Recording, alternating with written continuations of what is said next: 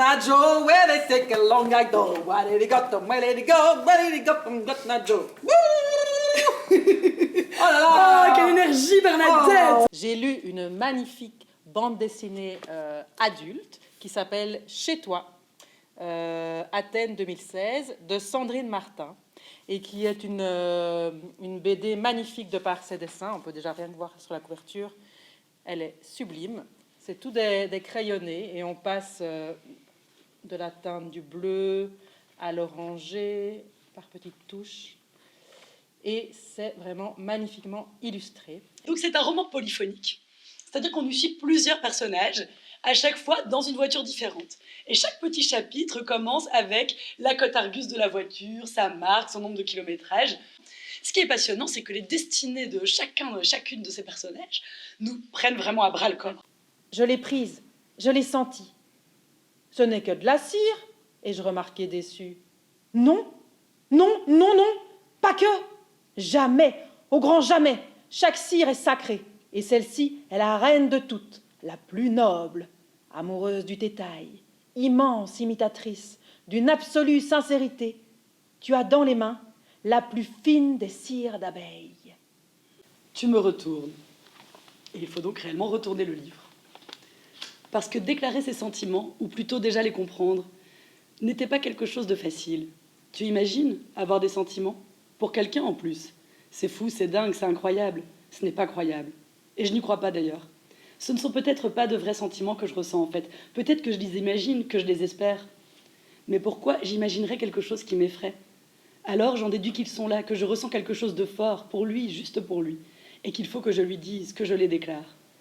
Mais on ne déclare pas ses sentiments comme une déclaration d'impôt. Boum, quand notre cœur fait boum, le monde entier fait boum. Et la Belgique, Enfin, boum, boum, nous allons donc boum. quitter les gaufres de Bruxelles pour nous promener dans un roman épistolaire de Anne Persin, qui est aussi donc un roman avec des faits historiques. Alors le personnage principal est sorti de son imagination, il s'appelle Hugo Bosch, c'est un jeune Belge qui va s'essayer à la photographie, et pour cela rejoindre le club des 20 et toute cette émulation d'artistes que l'on connaît à l'époque. On découvre à travers cela ce moment où les impressionnistes prennent un peu le pas sur le courant plus réaliste. On y va? On y va. On y va.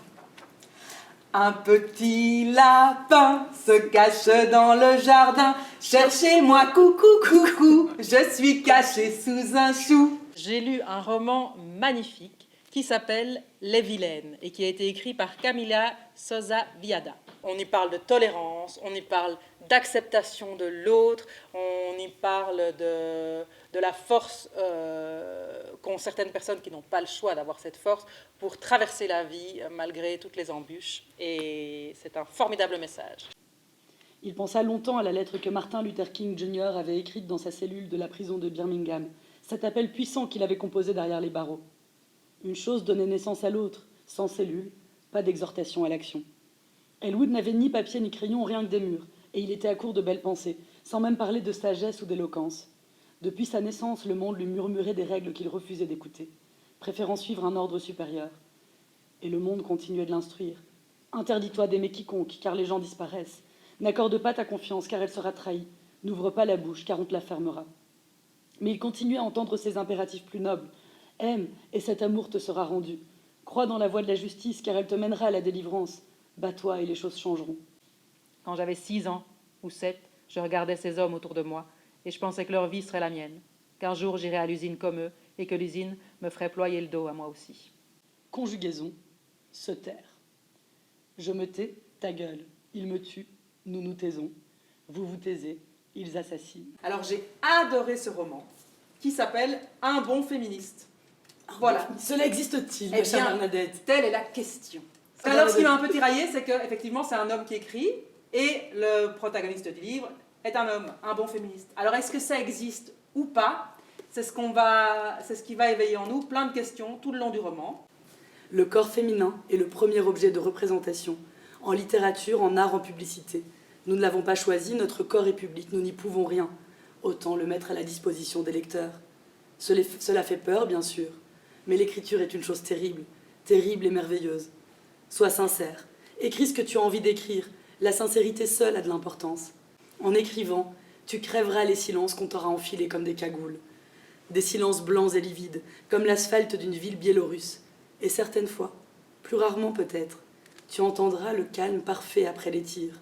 Celui-là, tu le désireras, le convoiteras. La stupéfaction après les déflagrations. Ces silences-là, tu les orchestreras. Je ne dis pas que tu tires à balles réelles. Je ne dis pas que l'écriture doit être une arme. Mais c'est une possibilité. Tu as du pouvoir. Ne le sous-estime pas. Ah, Bernadette, ma sœur! Ma chère sœur, J'ai beaucoup aimé cette séance. Franchement, Moi aussi. on s'est répondu et j'espère qu'on va répandre surtout. mais ma chère Bernadette, figurez-vous justement qu'aujourd'hui je suis Bernadette sororale, Je suis Bernadette solidaire, désirante, intrépide, impressionniste, artiste de l'étrange, loufoque, consciente. historique, De caractère. road trip, Coup de folie. explosive.